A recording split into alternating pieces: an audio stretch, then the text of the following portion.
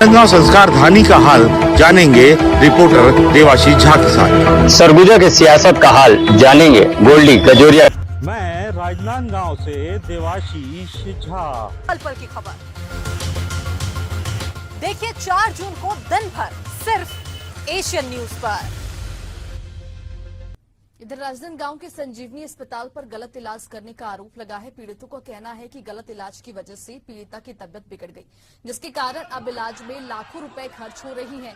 दलित समाज में मुआवजे की मांग को लेकर प्रदर्शन किया है और लाइसेंस रद्द करने की मांग की है। वहीं पुलिस ने इनके प्रदर्शन को बलपूर्वक समाप्त किया।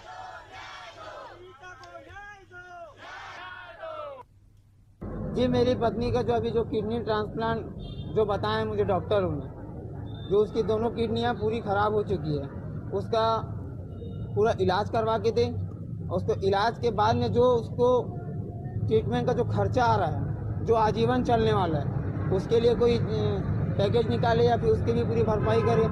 और दूसरी बात, जितनी भी मेरी क्षति हुई है उसकी पूर्ति करे। और दूसरी बात, हॉस्पिटल के ऊपर में कार्रवाई करे, FIR करे और उस हॉस्पिटल को बंद करे। कल हम लोग को SDM वगैरह, कलेक्टर महोदय वगैरह हम लोग को बुलवाए थे। हम लोग 8-10 लोग आए थे। आके मीटिंग भी हुई। मीटिंग होने के बाद भी इन्होंने रिक्वेस्ट की कि आप लोग किसी के हाथ में कल का धरना प्रदर्शन ना करें। हमने उनको वही बोला कि भाई धरना प्रदर्शन का सारा चीज़ें हो चुका है, सबको ज्ञापन जा चुका है, सभी को आंदोलन के लिए बोला गया है। आंदोलन हम रद्द नहीं कर सकते। हाँ, हम लोग शांतिपूर्वक आंदोलन करेंगे, लेकिन आंदोलन तो होगा। हमने ये बात हो गई थी कल हमारी सभी के साथ में, सभी लोग हम लोग मीटिंग हॉल में बैठे थे, SP ऑफिस के मीटिंग हॉल में। उसके बाद आज सुबह 9:30 बजे ही SDM महोदय, SDOP महोदय और अपना PI महोदय रितेश के घर पहुंचे।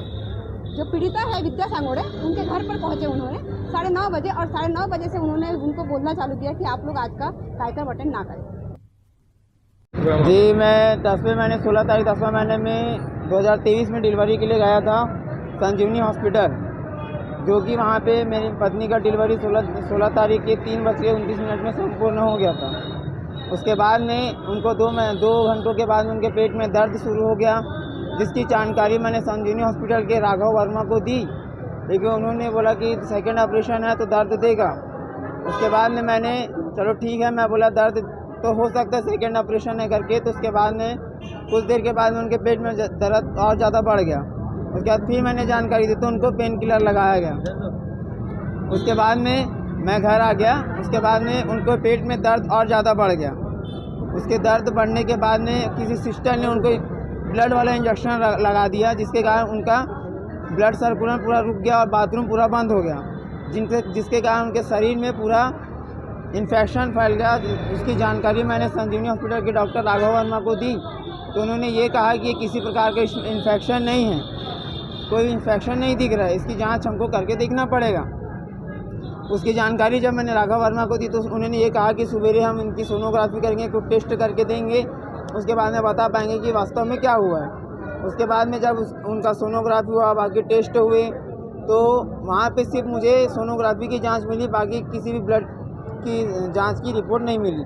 तो उन्होंने ये बताया कि मुझे कि इनकी प्लेटलेट की संख्या जो 2,40,000 थे वो घट के 37,000 हो गई है, तो इसका ट्रीटमेंट यहाँ पर नहीं हो पाएगा, यहाँ पे उस प्रकार की जांचें नहीं हो पाएगी।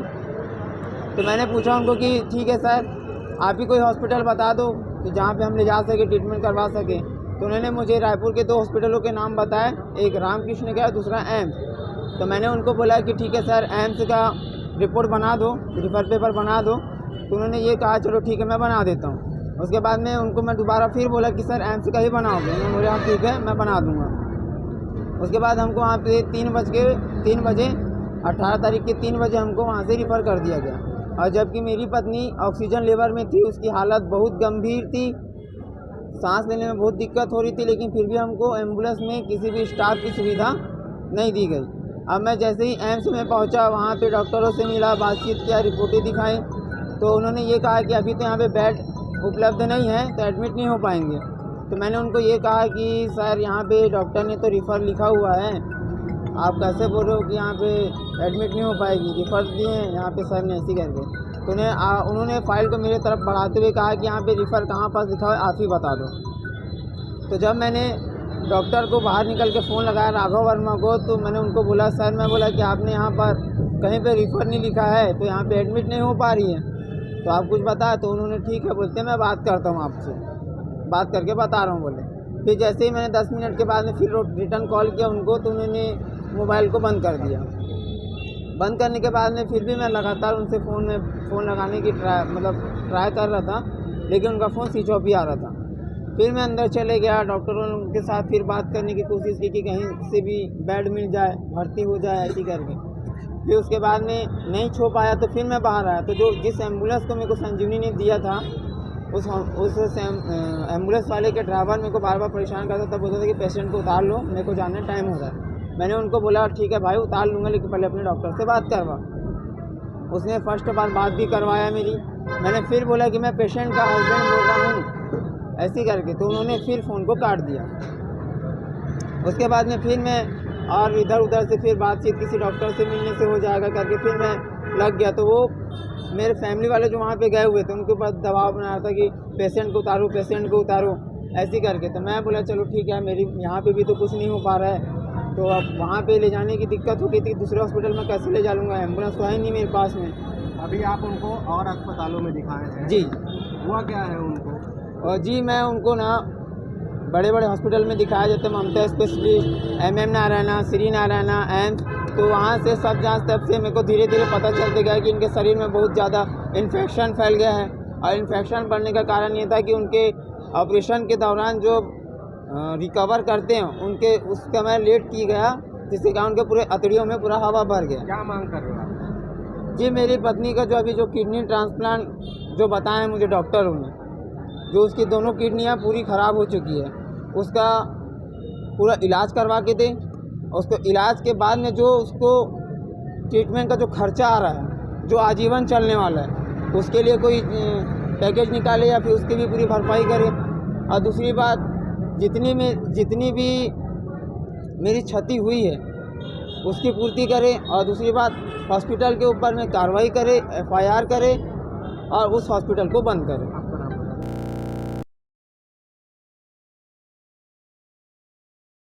एक दिन से धरना प्रदर्शन दिए थे, उसी दिन को ज्ञापन दे दिया गया था कि अगर कार्रवाई नहीं की गई संजीवनी हॉस्पिटल के प्रति तो हम लोग 18 तारीख को फिर धरना प्रदर्शन करेंगे और अनिश्चितकालीन धरना प्रदर्शन रहेगा। हम लोग इनको पहले ही आगाह कर दिए थे। इनके लेटर जाने के बाद भी इन लोगों ने हमारे ऊपर लगातार दबाव बनाया कि आप लोग आज का धरना प्रदर्शन जो संजीवनी हॉस्पिटल के सामने होना है उसको आप रद्द कर दीजिए। कल हम लोग को SDM वगैरह, कलेक्टर महोदय वगैरह हम लोग को बुलवाए थे। हम लोग 8-10 लोग आए थे, आके मीटिंग भी हुई। मीटिंग होने के बाद भी इन्होंने हमसे रिक्वेस्ट की कि आप लोग किसी भी हालत में कल का धरना प्रदर्शन ना करें। हमने उनको वही बोला कि भाई धरना प्रदर्शन का सारा चीज़ें हो चुका है, सबको ज्ञापन जा चुका है, सभी को आंदोलन से बोला गया है, आंदोलन हम रद्द नहीं कर सकते। हाँ, हम लोग शांतिपूर्वक आंदोलन करेंगे, लेकिन आंदोलन तो होगा। हमने ये बात हो गई थी कल हमारी सभी के साथ में, सभी लोग हम लोग मीटिंग हॉल में बैठे थे, SP ऑफिस के मीटिंग हॉल में। उसके बाद आज सुबह 9:30 बजे ही SDM महोदय, SDOP महोदय और अपना TI महोदय रितेश के घर पहुँचे। जो पीड़िता है विद्या सांगोड़े, उनके घर पर पहुँचे उन्होंने 9:30 बजे, और 9:30 बजे से उन्होंने उनको बोलना चालू किया कि आप लोग आज का कार्यक्रम अटेंड ना करें। मैंने भी उनको समझाया कि भाई सभी लोगों को हम लोगों ने आगाह कर दिया है, सभी व्हाट्सएप चल चुके हैं, ग्रुप हो गए, सभी लोग को आना है। उसके बावजूद हम लोग किसी भी तरह से यहाँ पहुँचे, और यहाँ पहुँचने के बाद में जब हम संजीवनी हॉस्पिटल के सामने में जब लोगों का जमवाड़ा हुआ, उस वक्त इन लोगों ने, पुलिस वालों ने और SDM महोदय जो हमारे राजनांदगांव के SDM, यहाँ पे आपको परमिशन नहीं है, आप लोग यहाँ धरना प्रदर्शन नहीं कर सकते। हमने उनको समझाया भाई हमारे मौलिक अधिकार है, आप लोग अपना काम कर रहे हैं, हम लोग अपना काम कर रहे हैं, हम लोग अपना अधिकार मांग रहे हैं। और हम लोग संजीवनी हॉस्पिटल ने जो गलती की है, हम कलेक्टर SDM को हमने पहले ही ज्ञापन दे दिया है जब 12 तारीख को। तो आज हमारा मेन उद्देश्य था कि हम संजीवनी हॉस्पिटल को आगाह करें, क्योंकि हम उसके खिलाफ है। हम लोग की 6 सूत्रीय मांगे हैं, जिसमें एक मांग ये भी है कि संजीवनी हॉस्पिटल का बंद किया जाए, उसका लाइसेंस रद्द किया जाए। इन लोगों ने पूरी नहीं की। यहाँ तक कि इनका जांच प्रतिवेदन जो था, जांच प्रतिवेदन हुआ है इनका, उसको भी इन लोगों ने हमको 10 दिन के बाद में जांच प्रतिवेदन दिया, जब हम लोग 12 तारीख को बैठे तब, जबकि 20 तारीख को हो चुका था। तो इस तरह से हर काम में इन लोग लेटलती भी करते गए। आज की स्थिति में जब हम लोग को वहाँ से नहीं उठा, संजीवनी हॉस्पिटल के अंदर रहकर बाहर से दरवाजा लगाकर हम लोग को बाहर रखा गया। साथ में जब हम लोग वहाँ के इनको समझाए हमको कि भाई आप लोग, बाद में जब हम वहाँ से उठने की कोशिश नहीं की तो इन लोगों ने अपने से ऑटो बुलवाया, पुलिस वालों ने, और बुलवाया हम लोग को बैठाया, 8 लोग को बैठाया, 8 लोग किसी को कहीं हमने पैसा उतार के हम लोग की सारी जितनी संख्या थी इन लोगों ने कम कर दी। मतलब इन लोगों ने आज पूरी दलाली का काम किया है पुलिस प्रशासन ने। इसलिए पुलिस प्रशासन मुर्दाबाद का नारा हम लोग लगाएंगे और जब तक के हम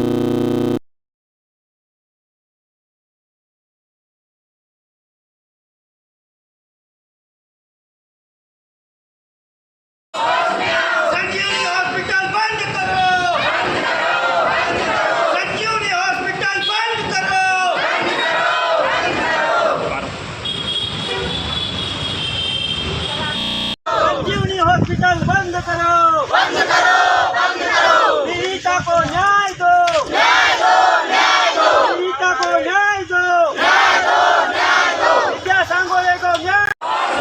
पुलिस प्रशासन होश में आओ, होश में आओ, होश में आओ। विद्या सांगोले को न्याय दो, न्याय दो, न्याय दो।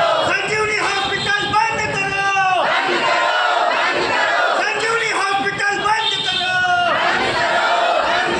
संजीवनी हॉस्पिटल पर एफआईआर होना चाहिए, संजीवनी हॉस्पिटल पर एफआईआर होना चाहिए, संजीवनी हॉस्पिटल मुर्दाबाद, मुर्दाबाद, मुर्दाबाद। जिला प्रशासन मुर्दाबाद, मुर्दाबाद, मुर्दाबाद। जिला प्रशासन मुर्दाबाद, मुर्दाबाद, मुर्दाबाद। राज्य शासन मुर्दाबाद, मुर्दाबाद, मुर्दाबाद। जिला प्रशासन मुर्दाबाद, मुर्दाबाद, मुर्दाबाद। जिला विद्या सांगोले को न्याय दो,